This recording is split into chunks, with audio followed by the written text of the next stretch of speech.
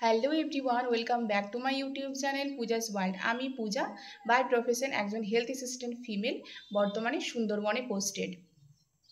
তো আজ ANM GNM exam related বেশ কিছু টপিক আলোচনা করব। তো আমিও এই এক্সামটা দিয়েছিলাম 2021 সালে। আমরাই ছিলাম ফার্স্ট ব্যাচ যেখানে এএনএম জিএনএম এন্ট্রান্স এক্সামের মাধ্যমে এই ট্রেনিংটা করা হয়েছিল। তো তোমরা জেনে থাকবে যে তোমাদের এক্সামের ডেট পড়েছে এবারে 19শে অক্টোবর, রবিবার, অর্থাৎ কালী পুজোর আগের দিন। তো তোমরা যারা যারা এক্সাম দেবে তাদের সবাইকে অল দ্য বেস্ট। তোমরা সবাই ভালোভাবে পরীক্ষাটা দাও। এক্সাম দেওয়ার দিন যেসব জিনিসগুলো তোমাদের অবশ্যই ক্যারি করতে হবে তার প্রথমেই হচ্ছে অ্যাডমিট কার্ড। অ্যাডমিট কার্ডটা প্রথমেই ওয়েবসাইট থেকে ডাউনলোড করে নিয়ে সেটা প্রিন্ট আউট বের করে নেবে। 2 নম্বরে হচ্ছে নিজের আইডেন্টিটি প্রুফ, সেটা হতে পারে আধার কার্ড, ভোটার কার্ড বা প্যান কার্ড। আর 3 নম্বরে হচ্ছে তোমাদের 1 কপি কালার প্রিন্ট ফটো। এই 3টে জিনিস অবশ্যই অবশ্যই তোমরা ক্যারি করবে।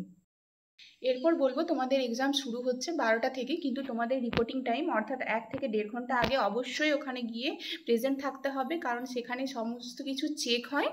তো অবশ্যই চেষ্টা করবে যে 1 থেকে 1.5 ঘন্টা আগে ওখানে পৌঁছানো। এরপরে বলবো যে তোমরা যেসব জিনিস ওখানে নিয়ে যাবে না, smart watch, smartphone, pen, paper, এইসব কিচ্ছু নিয়ে যাওয়ার কোনো দরকার নেই। WBNC বোর্ড থেকেই তোমাদের পেন ওখানে প্রোভাইড করা হবে।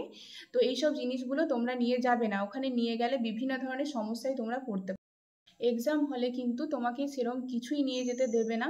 যদি ব্যাগ নিয়ে যাও সেটাও কিন্তু বাইরে রেখে এক্সাম হলে ঢুকতে হবে। তাই চেষ্টা করো যে যত কম জিনিস নিয়ে যাওয়া যায়, তো সেটাই তোমাদের জন্য ভালো হবে।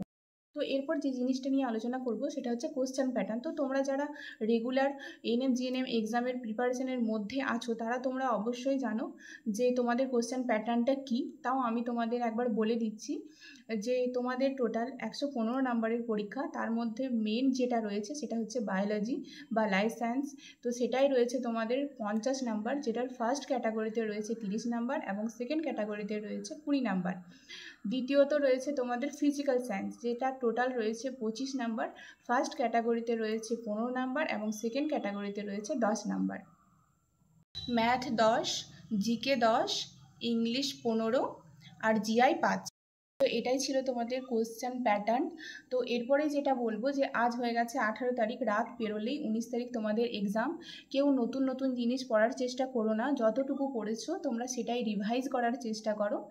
তো মাথা ঠান্ডা রেখে এক্সাম দেবে, এক্সাম অবশ্যই ভালো হবে। সব কিছুর মাঝে তোমাদের যে জিনিসটা অবশ্যই মাথায় রাখতে হবে সেটা হচ্ছে নেগেটিভ মার্কিং। তো তোমরা সবাই জানো যে এই এক্সামে কিন্তু নেগেটিভ মার্কিং রয়েছে। প্রতি একটা অ্যান্সার ভুলের জন্য 0.25 করে নাম্বার কেটে নেবে, মানে হচ্ছে 4টে প্রশ্নতে একটা নাম্বার কিন্তু কেটে নেবে।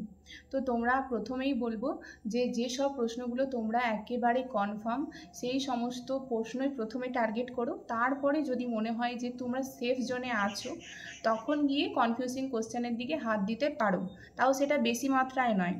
রাত পেরোলে যেহেতু এক্সাম, তাই আর ভিডিওটা বড় করব না। সবাইকে অল দ্য বেস্ট, সবাই ভালো করে পরীক্ষা দিও। যদিও ভিডিওটি ভালো লেগে থাকে অবশ্যই জানিও কমেন্টে, আর চ্যানেলটি অবশ্যই সাবস্ক্রাইব করো।